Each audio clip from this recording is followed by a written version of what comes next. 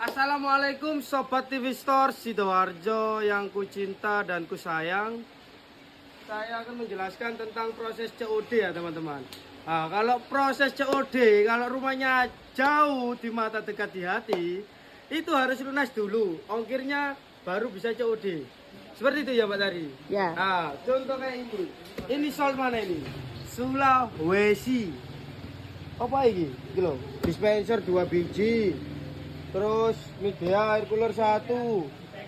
Terus ini lagi Probolinggo ini. Ya, Probolinggo. TV Aqua terbaik dari yang terburuk. Ya wes ngono rek. Jadi sistem COD itu kalau rumahnya jauh banget ya, jadi harus lunas dulu. Terus nanti ongkirnya bisa COD. Kalau yang dekat-dekat ya dalam kota gini, kalau datang ke sini bisa DP pelunasan di rumah. Seperti itu teman-teman. Oke?